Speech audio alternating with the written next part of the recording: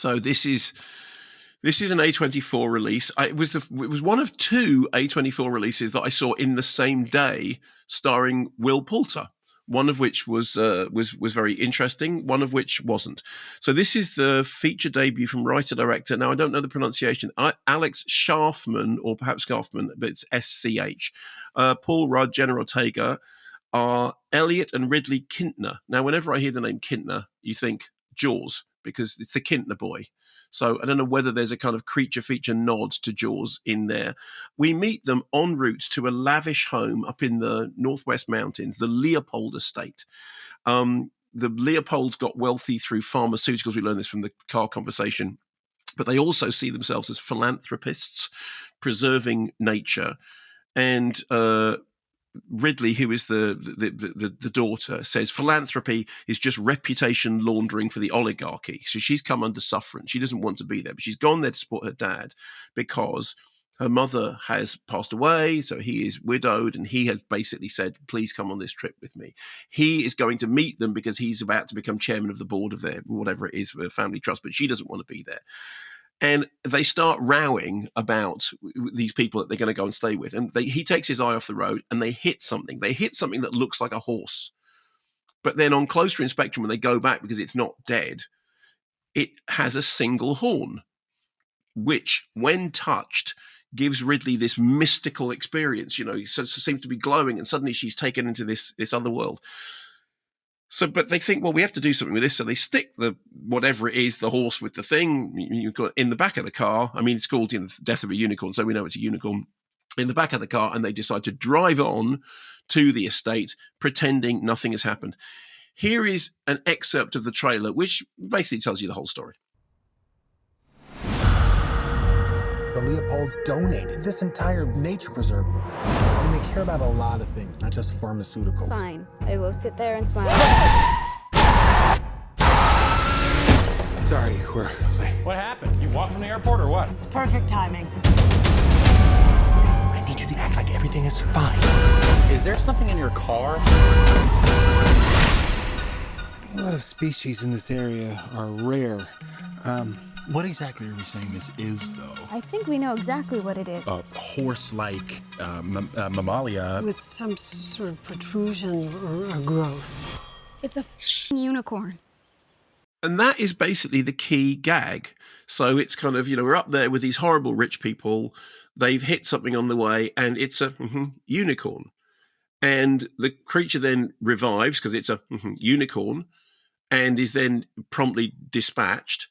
And they quickly realize that its blood, I think we don't know whether it's blood, it's whatever it is that's in its body, has healing properties.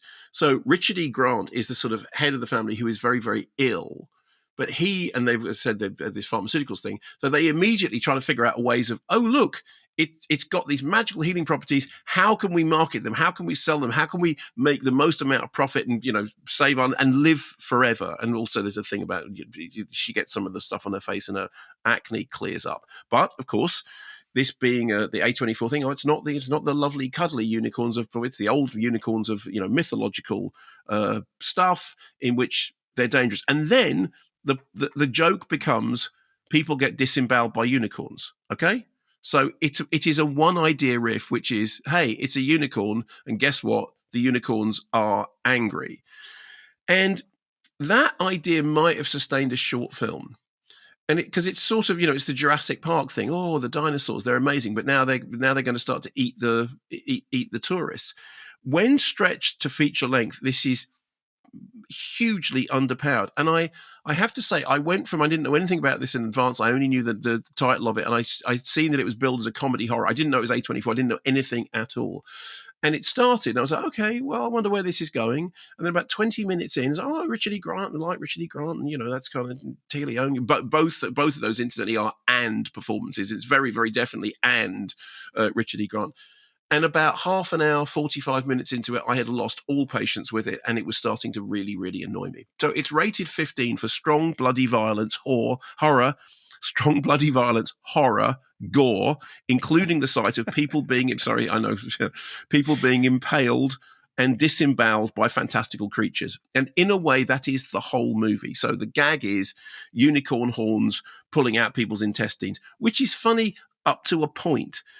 But the weird thing is about the film, I don't know why they say when people do features, they think, oh, well, we're doing this. But actually, we do have to have some seriousness. So there is a kind of weird little My Little Pony kind of ooga booga about, oh, yeah, but they're actually in touch with the, with the spiritual almighty. And, both the two central characters are suffering from this loss. But actually, it's going to be all right because there's going to be father bonding. You go, I'm sorry. No, this is a film about people getting impaled and getting their intestines pulled out by unicorns. And it's an eat the rich thing. Why am I having to sit here watching all the father-daughter bonding? And that juxtaposition of sweetness and gore is presumably the point of the movie. It's presumably the thing that they all thought was hilariously funny in the development meetings. But, it's like if you're old enough to enjoy the gore, you'll find all the sort of, river of life stuff just intolerable, as the father-daughter bonding stuff is. And anyone who's in the market for My Little Pony philosophy won't be coming to see this film because it's a 15 certificate. It doesn't help that the creature effects are terrible. Now, I mean, I know the movie's comparatively cheap. It's 15 million. But, I mean, we live in a world in which people are making – I mean, you just said Flow was designed entirely from open access technology, which nobody was paying a huge amount of money for. I'm sorry. Unicorn effects this shonky. Jurassic Park was so far ago. There's no excuse for creature effects being this terrible. The whole thing about, they're rich, and therefore they're terrible. Yeah, and what? And so it is, and this is the second time this word has been used, it's smug. It's so pleased with itself. It's scrappy, it's ugly, it's poorly constructed, it isn't funny.